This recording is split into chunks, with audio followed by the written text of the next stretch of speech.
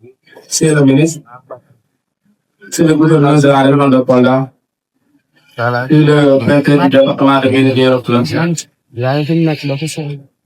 mesdames, messieurs les services régionaux et départementaux, monsieur le maire de Médina-Yoro-Foulah et l'ensemble des maires du département de Médina-Yoro-Foulah ici présents, chères autorités administratives, traditionnelles et religieuses, chers honorables invités,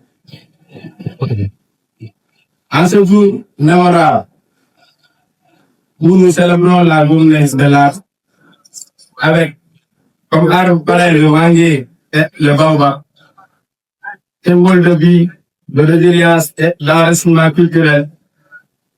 Permettez-moi, au nom de la jeunesse de Médina-Yoro-Foulah, d'exprimer à la fois notre espoir et notre inquiétude pour l'avenir de nos forêts. J'ai fait un constat alarmant. Nos forêts sont en péril.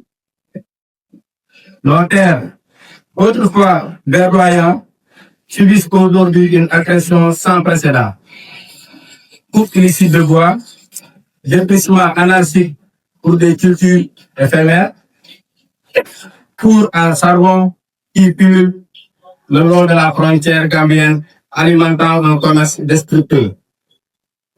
Pourtant, malgré ces ravages, les dénonciations restent rares.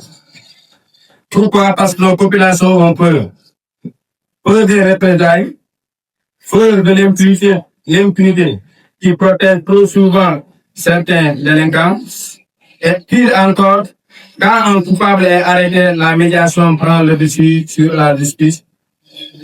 Mais moi-même, personnellement, et certains leaders du département, nous sommes parfois contraints de plaider pour des arrangements au détriment de l'environnement. Le reboisement devient une urgence collective. Le thème de cette année nous interpelle. Reboisement, souveraineté alimentaire et développement territorial durable. Le manguier, c'est la nourriture, c'est l'ombre et c'est l'économie locale. Le baobab, c'est la pharmacie, c'est l'histoire et c'est la résistance climatique. Mais planter ne suffit pas.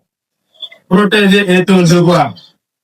Chaque arbre coupé illégalement est un puits d'eau qui est disparu. Un sol qui s'approprie, c'est une génération future qui est appauvrie. Je lance aujourd'hui un appel solennel. Zéro tolérance pour les exploitations illégales, sensibilisation et dénonciation sécurisée. Créons des cellules locales pour recueillir des témoignages sous anonymat. Aux autorités, nous demandons des formations pour nos jeunes au métier vert, agroforesterie, énergie renouvelable, pour qu'ils ne voient plus la forêt comme une ressource à piller, mais comme un patrimoine à cultiver. C'est le jeu. Nous sommes la génération qui doit choisir notre profit immédiat et la survie à long terme. Si nous ne protégeons pas nos arbres aujourd'hui, demain nos enfants nous demanderont pourquoi n'avez-vous rien fait. Alors, agissons, plantons, surveillons et dénonçons. Et surtout, refusons toute complicité, même sous pression. Vive Médina-Yoro-Foulah, vive la jeunesse engagée et de me remettre de votre attention. Bon, merci beaucoup, président capitaine. Merci énormément. Marie. Hein?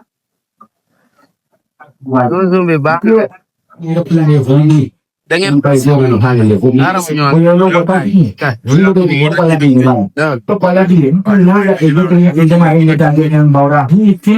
Mau